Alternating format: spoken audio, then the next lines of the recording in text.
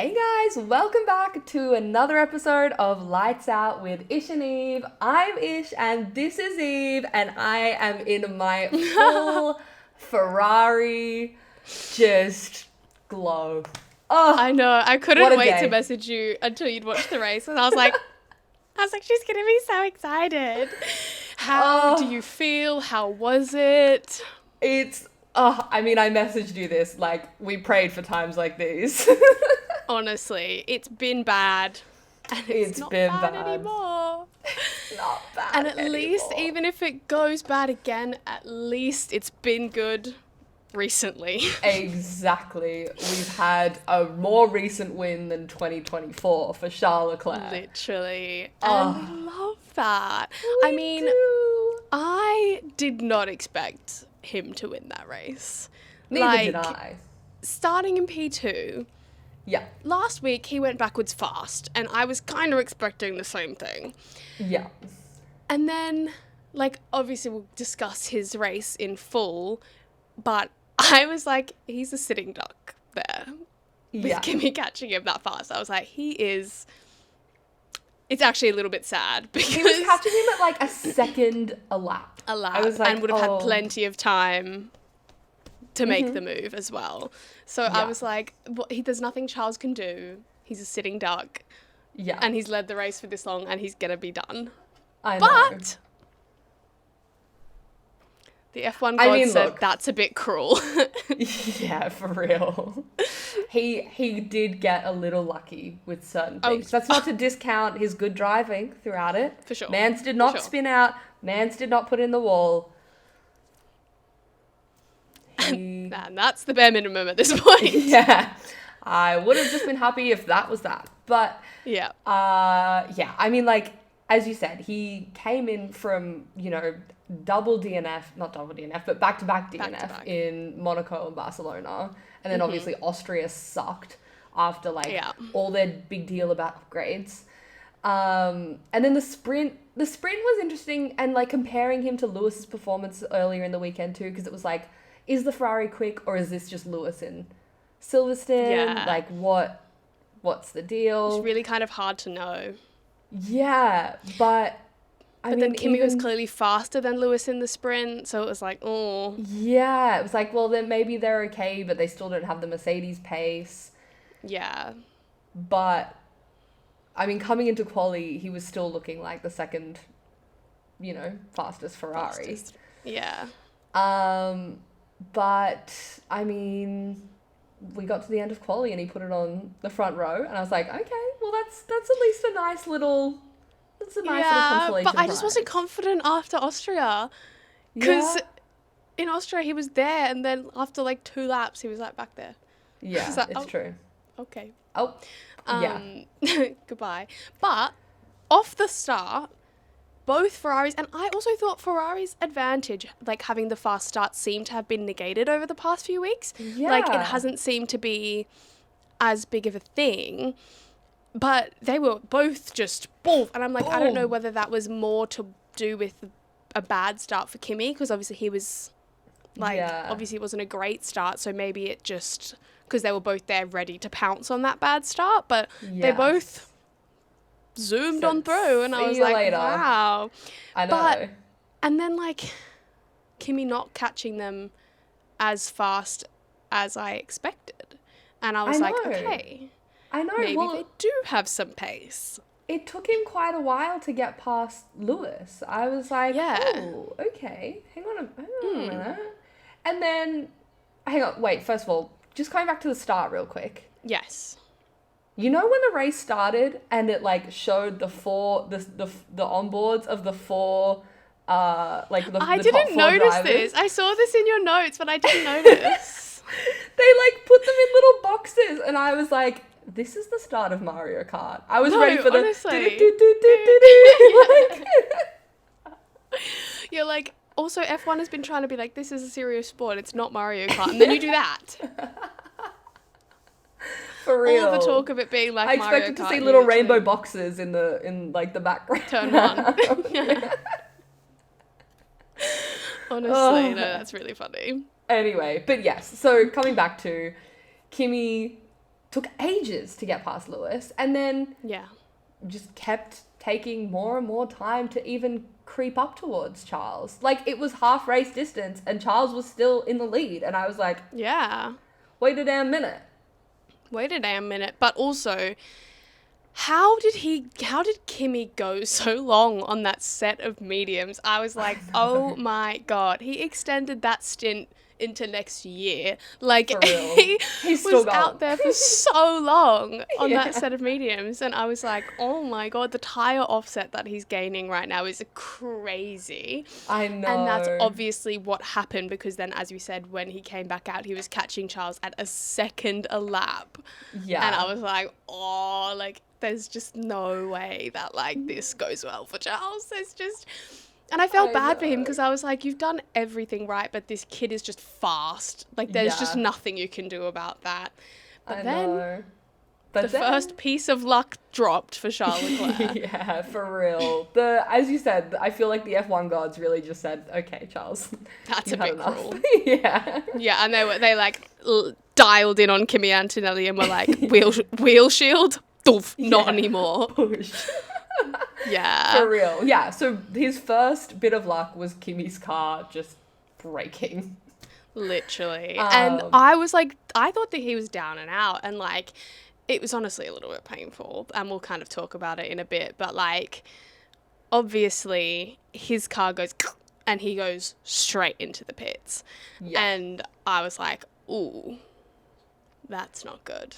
Yeah, and like I think Martin Brundle said it on the commentary, like, what could they have possibly fixed in like a set of new tires and like a new front wing that required Kimi to come in immediately? Exactly. Like, I was like, that's not the fix. Yeah. This is not gonna fix shit.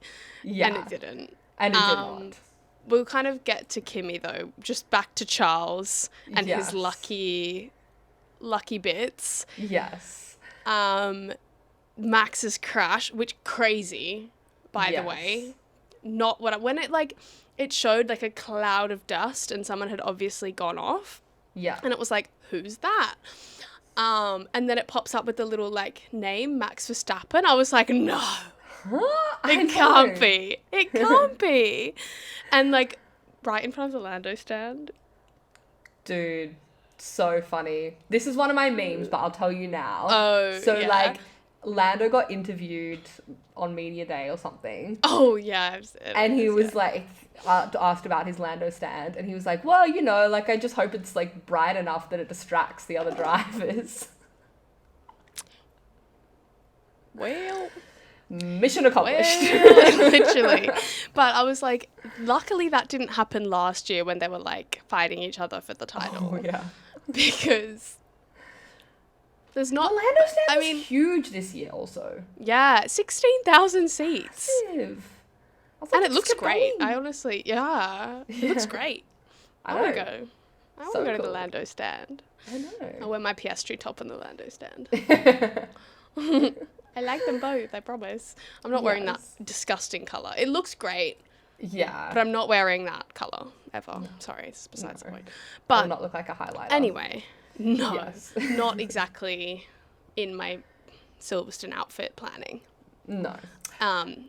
Which I would have to be going to Silverstone to do, so so can't really complain. Obviously, Max crashed, and because of Kimi being back there, Charles had like 20-second gap to Lewis, so he comes in, fresh tyres under the safety car, still in the lead, and it's like, okay, well now on the restart... Yes, the supposed restart, which we'll get to. He won't be a sitting duck on old tyres. However, he was saying in his post-race interview that like the safety car was going so slowly that he didn't have temperature in the tyres, so he was actually very concerned on the restart. Yeah, right. He was concerned on the restart if it did actually get going, because he was like, I don't have the tyre temperature for the launch. I don't. But also like that also means they wouldn't either. And George Russell was... I would be more concerned about George Russell getting overtaken than Charles Leclerc. Yeah. Cold old tyres versus cold new tyres. cold new tyres will probably still win. Yeah, exactly. Yeah.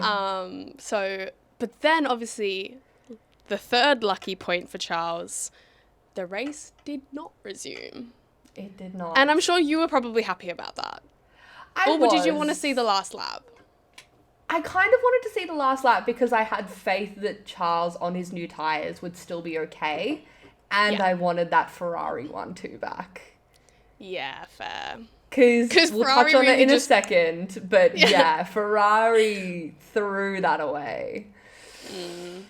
So yes, Charles did get very lucky on a few things multiple there. But you have to be, as I say this every time, you have to be in the position to take advantage of it. And he was. Absolutely. He controlled the race basically from start to finish, was in lead from start to finish, except for when he had to pit. I mean, he nailed it. Exactly. We love it. We love to see it. Yeah. And as you said, ninth career win, which is crazy that it's that low. First win since 2024. His first win at Silverstone, which hasn't been too kind to him in the past. No. Like in recent years. Yeah. And Ferrari's 250th Grand Prix victory.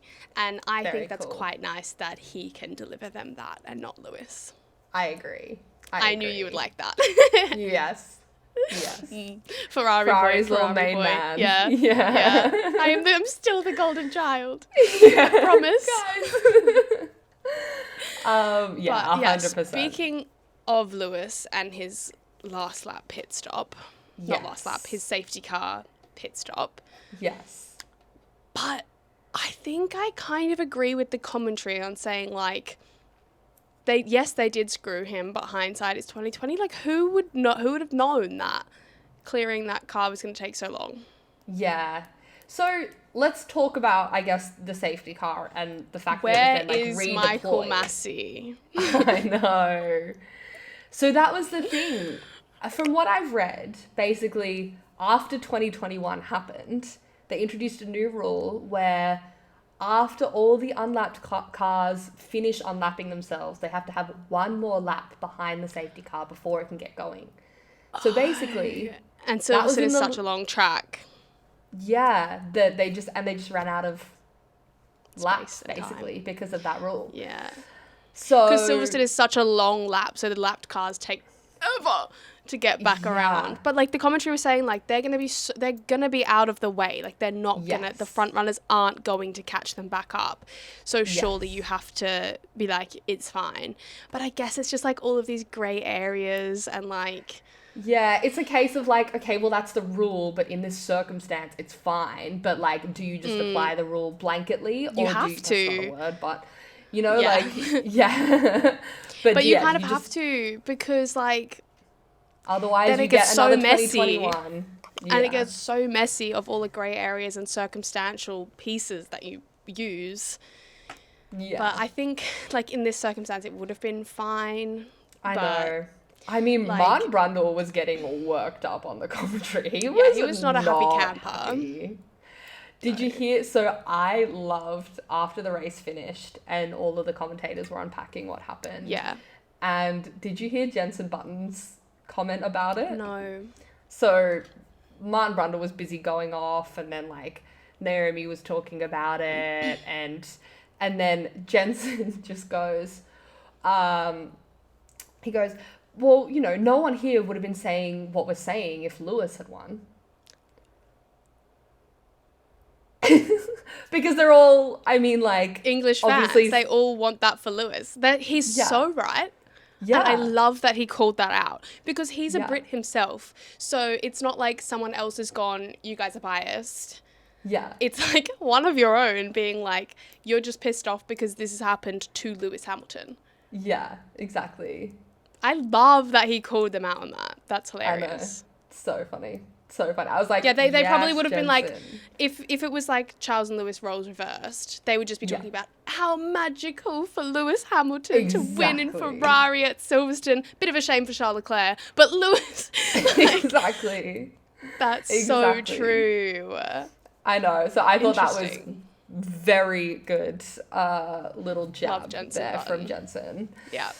And I mean, like, I guess at the end of the day, like, yes, F1 is a show and it's entertainment, but it is also just a sport, and like the rules have to be applied. Otherwise, of course, it is just like a show. And then what's the point? Yeah. You know? Yeah. So, and like, we stray farther and further away from it being a fucking sport every day. Yeah.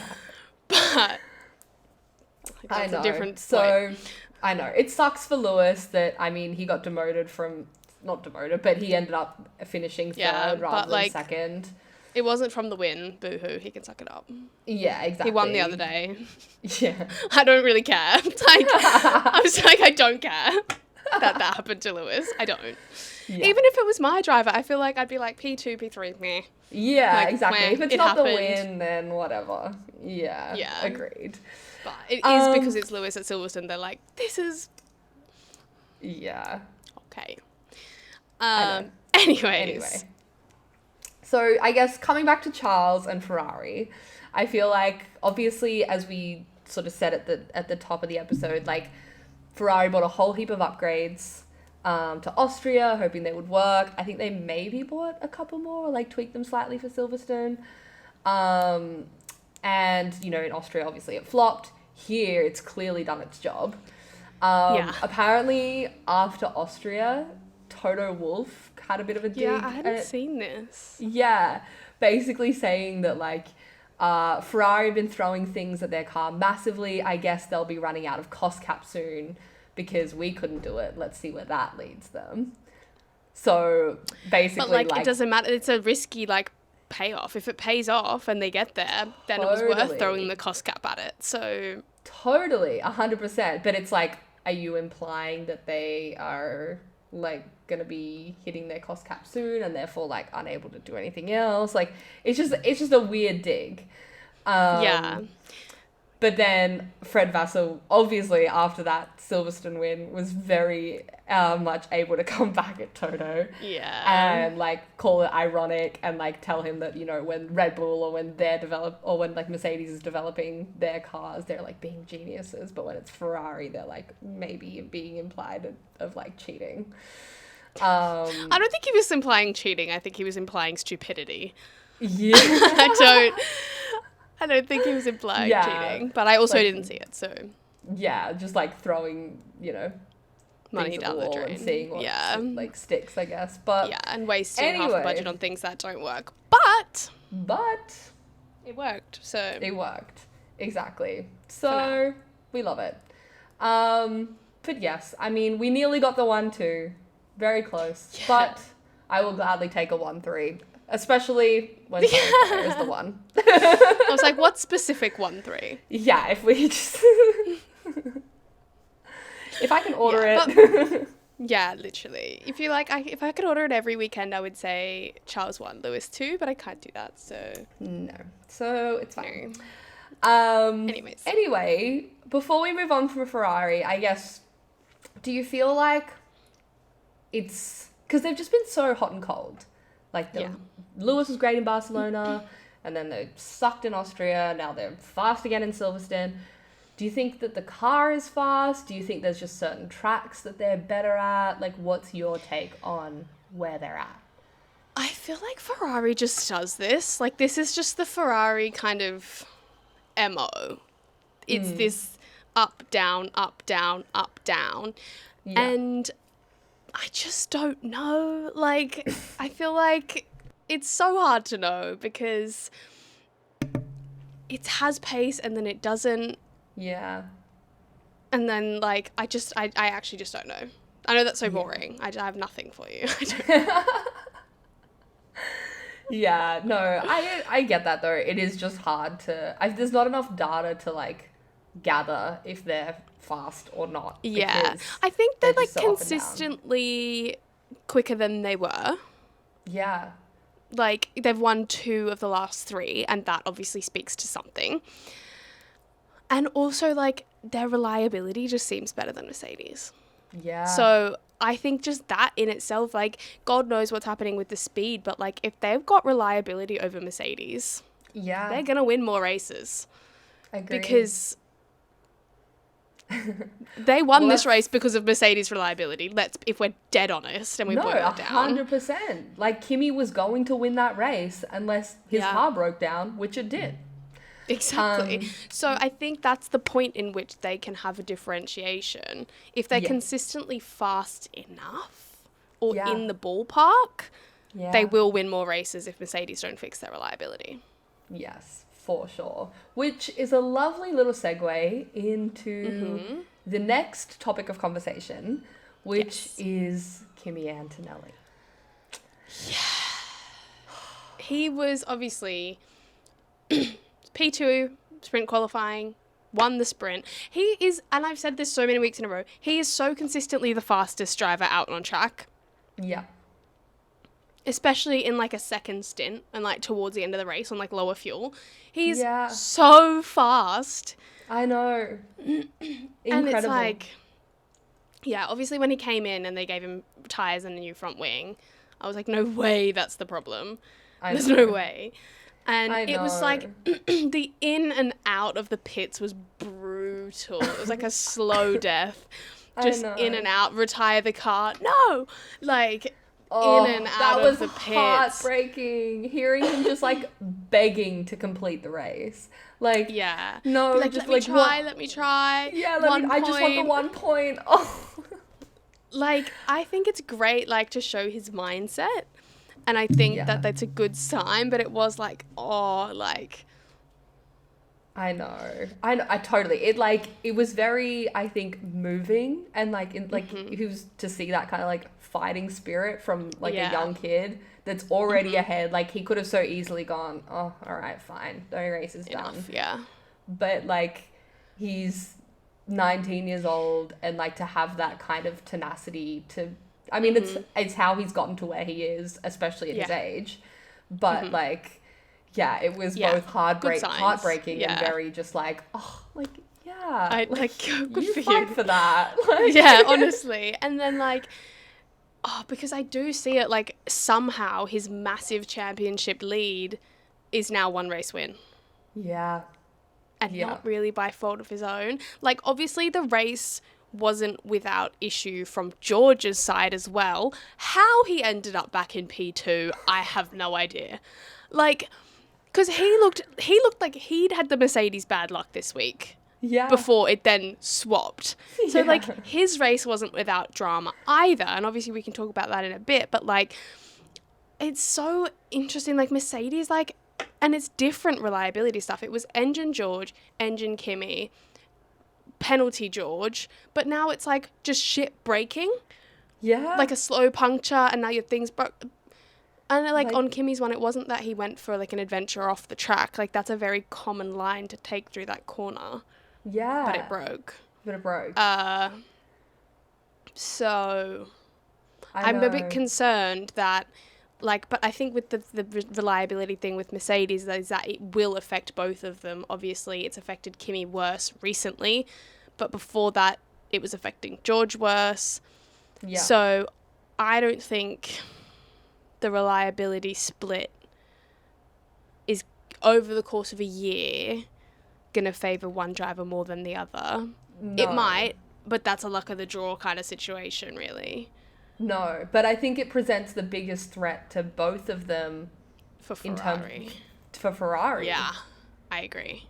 Like, especially if Ferrari are finding their rhythm now. Like, Mercedes and they don't have the reliability issues. They're all going to... It looks like the Ferraris are always going to be there to pick up the pieces when Mercedes breaks down.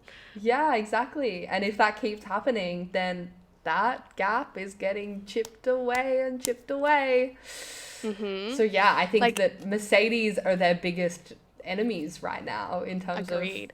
Yeah, I think it will be interesting on how they come out of the summer break. Yeah. Because if they can nail down if they've got a bunch of time to work on these things, and obviously every team's going to have time to work on things, but Mercedes have already got the pace. If they can take that time to hopefully improve their pace a little bit so everyone else doesn't actually catch up, but fix those reliability issues, like, imagine the amount of success they would have had with no reliability issues. Yeah. It would be a completely different picture. The whole thing would be a different picture. Yeah, 100%. So, yeah. Anyways, well, one thing that obviously happened as Kimi's car started to fall apart, which is quite expected, is it became a little harder to steer to keep his car on the track. He ended up getting a 5-second penalty for track limits violations. And I get Kimi being upset by this because a track limits violation is meant to happen when you gain an advantage by going off the track. Yes. Mans was not gaining an advantage. Mans was here, there, and everywhere. Yes. And I get his point, I do. But it's again like you have to go by the rules. And if you start incorporating situational awareness and blah, blah, blah. And also Charles in Miami was like charging all over the place and like he got penalized for that. So like if you penalize him, you have to penalize Kimi because he also couldn't steer. So like. I know. Yeah, it's just one of those. By the book. Yeah. And like I understand, but it was brutal because it finished then under safety car. So the 5 seconds was like. I know. Yeah, brutal. Fucking brutal. Yeah, honestly. But I mean, look, that, as we said, that huge championship lead that Kimi had is, as you said, now down to 25 points. 1 race win. Yeah, and like with all the reliability issues, the amount of huge point swings that the championship has seen so far, it's not a crazy thing to say that they'll be equal on points coming out of Spa. No, not at all. Like, there's every possibility that George, will win Spa. Yeah. Kimi has another issue, and who's to say that won't happen? Back to 0. And, like, you can always say who's to say that won't happen, but, like, given how this season's gone, the likelihood is higher. Yes, 100%. So I feel like for Kimi now I think the pressure will start to increase. We sort of talked about it a bit last week, saying George is just turning up the pressure a little bit. And like he won, obviously, in Austria. And this week he has turned up the pressure again, even though he maybe didn't. I don't know how that man ended up. He just spawned back into P2 and I was like, huh? Yeah. He really George Russell. I thought he was down and out. I thought he was down and out back and finished like P7 when he had the puncture, because that was a really, really fun battle between Lewis, Max and George. Yes. Like throughout the race. Yeah. But I thought like the slow puncture just meant he had to back out of that and then he was going to be back there. And obviously like getting back into P2 was really none of his own doing. It just kind of happened. Yes. But again, got to be there to take advantage of it, and he was. You do. But yeah, it will be interesting to see with Kimi now that the pressure is kind of back on and ramping up and we're at halfway point of the season, like how he responds. Manages to that. Yeah. So, super interesting. We shall see. All right, let's talk about George next. Yeah. So, on paper, great day at the office for George Russell. P2 in his home Grand Prix. Like, closed the gap to Kimi from 43 points after, like, the sprint race down to 25. Looked great. And then you actually look at the race and what happened. But not even the race. Like, start to finish the weekend was all over the place for George. Like, in qualifying... Oh my God, yeah, when it cut to George on the wall, not really in the wall, but like next to it the looked wall. Like he'd hit it and bounced off. That's like, it looked like he had crashed. Yes. I was like, oh my God, he's going to start, because he didn't even have a banker. I was like, he's going to start behind Lance Stroll. Yeah. I was like, huh? I know. But my lunch bet was on George Russell. I was like, here we go again. Yeah, literally. Nearly got it. But I'm assuming your friend that you do this with did not pick Charles Leclerc. Did he pick Kimi? Yes. So you were probably like, hey. I mean, you were anyway because Charles won. But double win. He got very lucky not to actually hit that wall. And I think was probably, there's no way he wasn't still carrying floor damage through the rest of that qualifying. Because he was across that gravel. Yes. But got away with it. I know. Somehow managed to get his car going again. Yeah, and you can say, like, was a bit far, like, off the pace than you would expect, but it was about where he was for qualifying for the sprint too, so, like... Yeah. I'm not really going to give him that excuse. No, totally. But, I mean, he just looked slow. Yeah, and he wasn't happy about it too. Slow. Yeah, he wasn't like, you know, this is the most that the car can do, or like, he seemed baffled by it. Yeah. And he was like, the straight line speed, and then Toto was like, the straight line speed's fine. And I was like, ooh. Yeah. Ooh. Okay. Yeah, that was a little bizarre. Yeah. I mean, weird.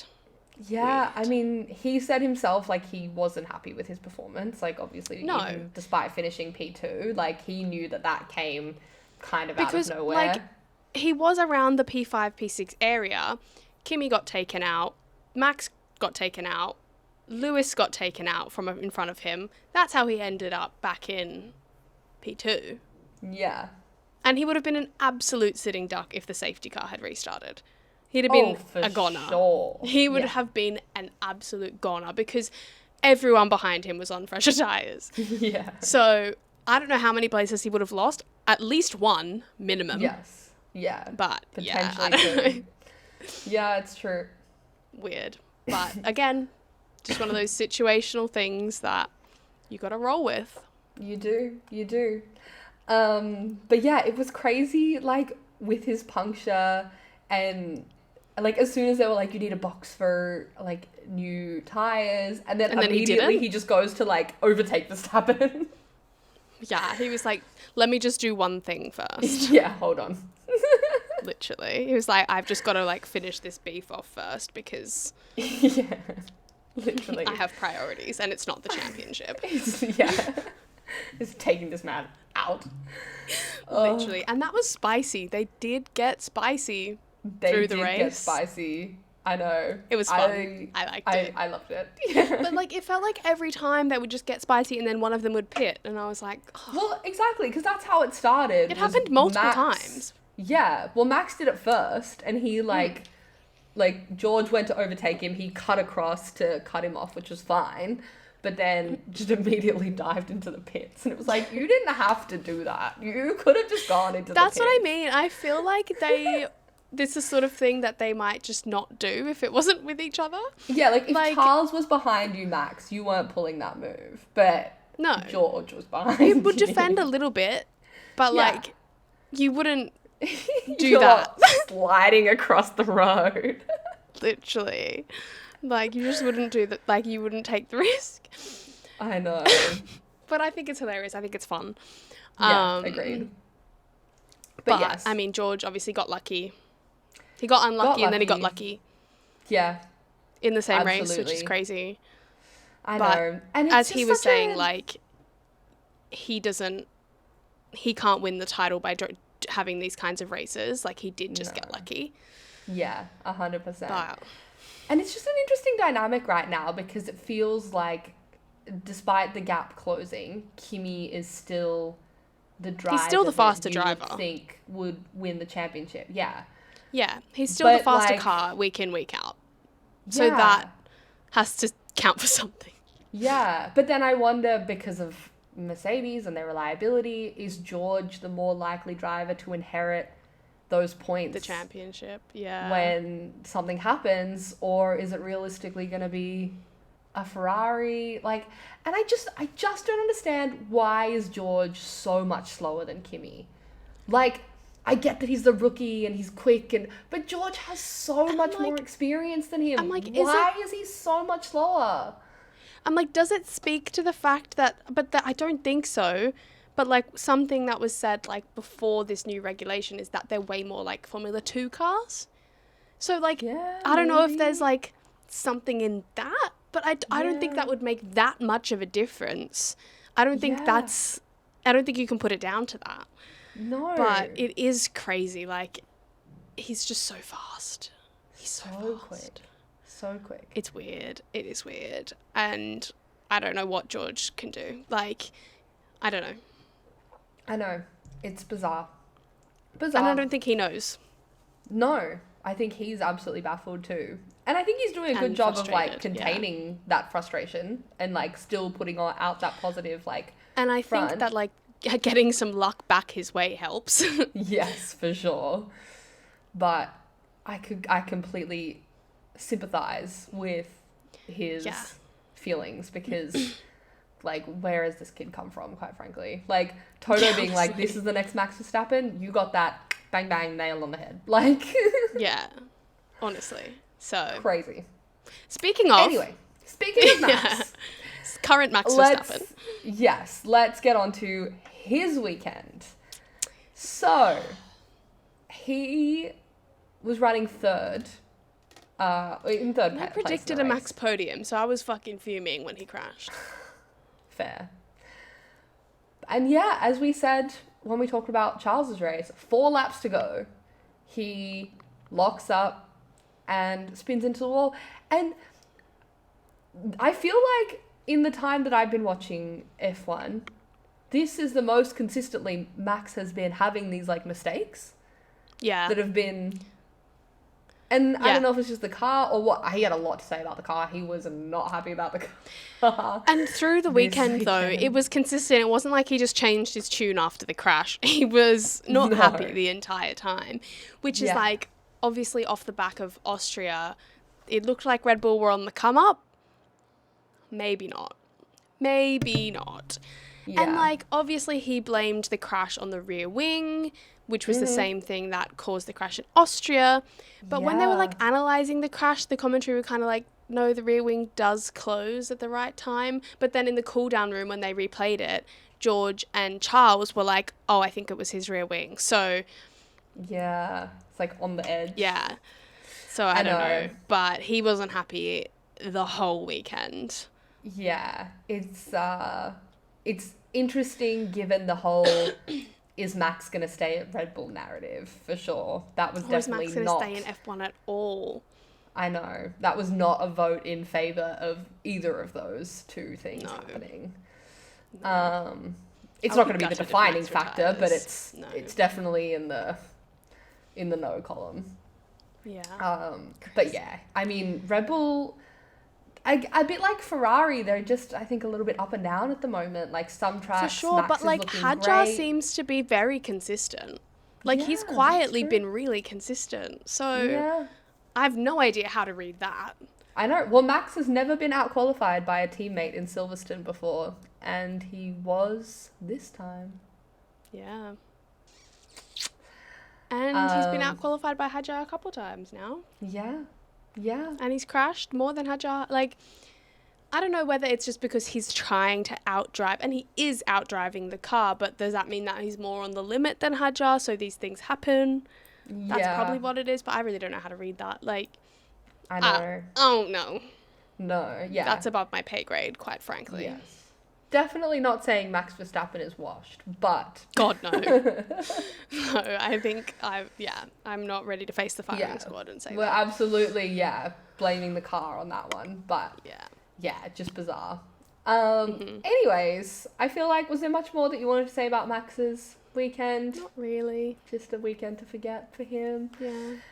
So I guess let's talk about best of the rest and all the other little things that happened this weekend. Obviously, starting off with the Lego race that they recreated this time. They gave each driver their own car. It was nowhere near as fun. It was nowhere near as fun as in Miami. And I don't know whether it was because they were all in their own car or, like, they were expecting it this time. It wasn't just, like, random and fun, or it's because everyone got beached and there's a bit more space on the Silverstone track compared to Miami. But there was still a whole bunch of funny moments. Gabriel Bortoletto went on live on Instagram. And I just saw it pop up, and I wasn't watching because I didn't know what time the drivers' parade was on. And I was like, oh my God, it's going to be the thing. And it's just like all the marshals trying to, like, push his car out of the gravel. And I was like, God, what the hell is going on? I know. Honestly, it's hilarious because half of them, I feel like, went for the shortcut through the gravel and they all just got stuck. Yeah. There was like a flood of marshals trying to, like, help them all. Just trying to push, because they all, like, jumped out and tried to pull them and then all realised quite quickly that they were quite heavy. Yeah. Anyway, it was nice to see the shreds of Carlando. It was. And Fernando winning is so I know. Everyone's like, he's won Number his first 33. race since, literally, since what, 2014 or something, 26, whenever. Yeah. I don't know. But it was very funny. A long time. There was also a really funny video of Charles Leclerc, like, mid Lego race. And I'll do it sideways because it's funnier. But, like, he was, like, driving as normal. And then he just decides to, like, lock in. And his whole body just, like, shifts forward. And he's, like, a little nana. Cartoon like, character. Literally. That's so funny. No, wait, that was fun. I mean, some of the drivers were a bit like, I don't want to do this. And I was like, grow up. Oh, my God. Lance Stroll was like that. And I was, like, literally... But it was also... Max was like that. Lewis was like that. Like Lance Stroll was just disinterested, which is honestly unsurprising. Yeah. But, like, Lewis being like, they're adding all of these marketing promotions and we're not getting paid for it. Girl. I understand your point, but you are not the right messenger. No. You're making, like... tens of millions of dollars a year just from your contract, let alone the marketing opportunities hundreds of you millions are getting paid for. So maybe like, just zip it. And then Max being like, we don't want F1 drivers to come off as children and clowns, as if he's not like having a blast. Anyways, I think it's fun, the ones that are like, I'm going to have a good time and it's going to be fun and this is what we're going to do and it's not our choice and we're just going to do it, so I'm going to have fun. Yeah. Like, that's all that I'm getting paid a butt ton of money to be here, so... Like, would you... And then Max being like, I'd rather just stand on the procession that drives around the track. Why? This is so much more fun. Yeah. Like, you get to drive. Do you know what I mean? Like, if you're going to do a driver's parade... you like to do. And, like... Lewis is like the promotional time, but like you would have that amount of time, like you're not losing money because that amount of time you would be just stood on a truck. So would you rather not drive a cart around the track? Yeah. I don't know. It's not that deep and I feel like we should move on. But I think it was fun and I think that all the drivers should just like shut up and have some fun. Agreed. Live a little. Anyways. Anyway. Yeah. McLaren. Not a great weekend for you. I hate the livery. Couldn't see them. Okay, yeah, that's fair. I was like, where are you? I'm like, which one is... Like, also because I watch through a VPN, so it often is a little blurry. I'm often watching in, like, a mild blur. So when he's, like, fighting with a Mercedes, I'm like, who are you? Like, it just makes it so much harder to spot them. I was like, I don't know where you are. At the start, I was like, they're like, Lando's lost places. I was like, has he? I can't see him. Wouldn't know. I don't know where he is. That's fair. So, I liked it. I thought it was pretty, but yes, I do agree that it was very hard to like to spot. Yeah. I was like, where are you? Come back. But as a one-off, I liked it. I thought it was pretty. Yeah. Anyways, I mean, Lando obviously got a sprint podium. That was a little unexpected, but obviously nice. Yeah. But, I mean, and like P4 on Sunday, so also relatively good. I feel like they just have so much more race pace than quali pace at the moment. And that's just kind of how it is. Oscar... Tough run in the race. Millions of cameras. I'm like, can we figure out what happened to his front wing? No. He's just now at the back. Yeah. For what reason? I think it was contact with Liam. I think it was, like, yeah. Why are we down with Liam Lawson, guys? Why are we there in the first place? Anyways, I don't know. It was just, I don't expect much from them at this point. Yeah. But, anyways. I know. It just sucks. I don't know what to say especially about given that. how competitive they were last year. It's just like, I think hard to like... It's a bit of a kick in the teeth. I know. But yes, I'm sure they'll recover and rebound. Yeah, they'll be fine. I thought we'd be a little bit better with the development at this stage of the season. I did. Yeah. So I'm hoping for something over the summer break. Yeah. Because I know that McLaren can turn around the car, so I had more faith in them and their upgrades. I did. Yes. Fair. Anyway, speaking of the Racing Bulls, in case no one has heard, they finished 6-7. Yes. And they loved that. Their little and they loved that. Gen Z admin social media star thing that they got going on in RB. I know. I loved that they finished 6th and 7th because it's just so perfect for them. It just fits their brand. It is. So well. And also because they obviously can celebrate it because it's their best joint result with those two drivers. So obviously they can celebrate it. So, yeah, I mean, love that for them. And also Alpine with their double points as well. Yeah. Obviously there was a lot of promotions to points happening for various reasons. Yes. And I also thought that, like, I was with Lewis's investigation after the race, I was like, ooh, that's interesting. Obviously nothing came from it. It was a reprimand, but because of this, they're finishing under Lewis safety Hamilton car. a penalty in Silverstone. How dare you even think about taking away his Silverstone podium and giving it to Lando Norris? Yeah. Anyways, I know. I think that's funny. About that, really. Yeah, I think so. So, shall we do our awards? Yeah. Let's do it. Biggest winner. Who did you have? Charles. Somehow. Shocking. I can't. There is no one else. There is no one else. I mean, somehow George came out of that race a winner. Interesting. I put George as one of my biggest losers. Interesting. Why? Because I just felt like, despite everything that happened, and I mean, even he said it too, he was more satisfied with his DNF in Canada because at least he felt like he was good and he'd earned the spot before it all went wrong. Yeah. This one, he was like, I don't feel like I earned that. And I think it really, this race, more than any other sort of recent one, I think showed the speed difference between Kimi and George. Yeah. I get that. It's like maybe a loss for like going forward, but I feel like to still close up in the championship, somehow he's still closed the gap to a race win, and I think that's a win. So yeah, fair. I totally see both points because I'm like, maybe it's a loss for like what's to come. Like it doesn't bode well. Yeah. Maybe we clip this up and we see what people think on social media. Yeah. Mm. But yeah, I also had RB and Alpine for their double points in my winners list. But did you have anyone else? I had Kimi on my biggest loser list. Oh, sorry, you were talking about biggest winners. Sorry, I jumped ahead. No. No, I just had Charles Leclerc because there was no bigger winner than him. Yeah. Oh, my losers list, actually, that being said, you said Kimi.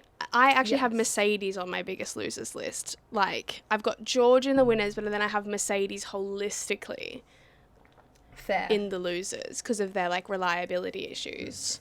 Yes. And obviously Kimi as a big part of that. Yes, and I also had Max. Fair. Very fair. Silliest surprise. What did you have? I had Max going off at the end because I was not expecting that at all. Yeah. What about you? I mean, mine was the outcome of that, which was Charles winning. Well, partially the outcome of that, I guess. Because I did not think really at any point in the race until Kimi's car broke down that he was going to actually win. Yeah. Yeah. And then you're like, oh. The fact that he held it for so long, I was like, how is this even possible? Like, surely after the, pit stops, it's gone. And it was gone until, everything happened. So Charles's win was my silliest surprise.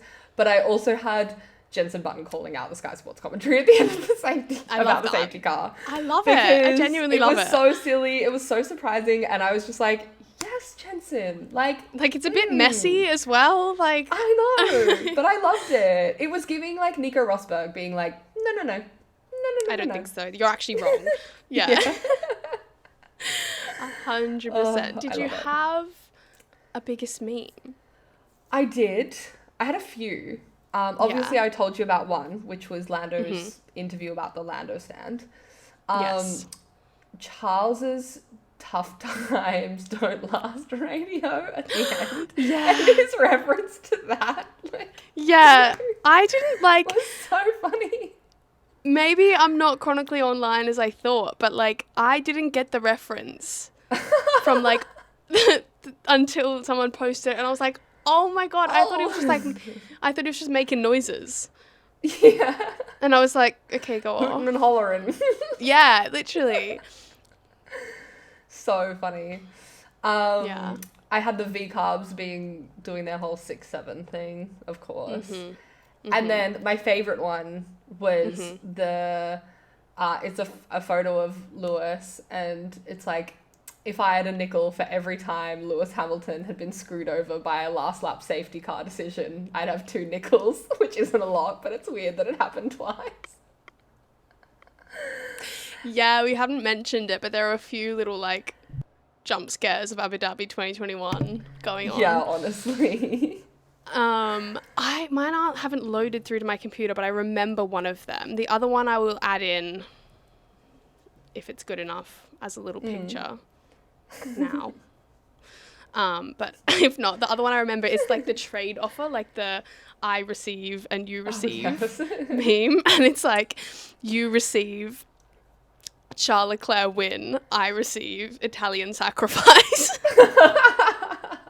It's like one Italian must suffer for the Ferrari to have a win, and it be Charles Leclerc. So true. So that was true. funny. That is very good. I like that. Did you have a useless stat?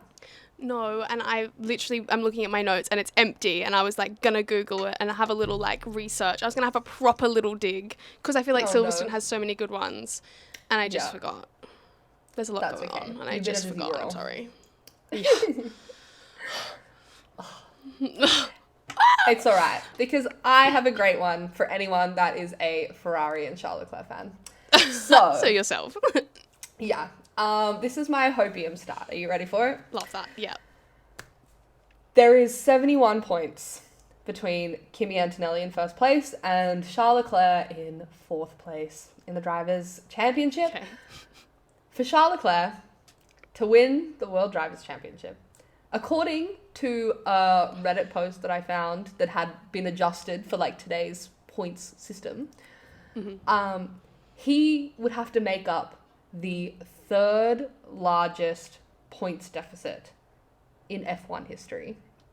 Yes. So Kimi Räikkönen made up 72 points in 2007 to win the championship. James Hunt made up 97 points in 1976 to win the championship. So Charles Leclerc would have to make up 71 points, which would be the third largest. We've done a similar stat before. Yeah, in terms of George or Max or something. Yeah. But this time it's about Charles. And at this point... And that's important because that's your driver. Exactly. And at this point last year, after Silverstone, Max was 69 points behind Oscar, who was leading at the time, and he caught up. And Charles is only 2 points behind that. So what I'm saying is, it's our year. Charles Leclerc, Drivers' World Champion, championship back on. That's all I'm saying. And what I say to that is, I hope you're ready for that inevitably to come crashing down. Like, I love your enthusiasm. I really do. And I don't want to burst your bubble, but I cannot sit here and let you be this delusional. Just enjoy what you've got. He got a race win. Enjoy it. Don't start talking about the championship because it's going to hurt you in the end. I am ready to be hurt again. Fair enough. Honestly, valid. Can't argue with that. Anyway, that is my useless stat. It's probably the most useless stat we've ever had on the show. But I loved it. Anyways, who was your driver of the day? Charles Leclerc. I actually agree. So, and we agree with the people. I was gonna have Max in the mix until he binned it. So yeah. Anyways, another one for you. What was your favourite moment? Charles Leclerc.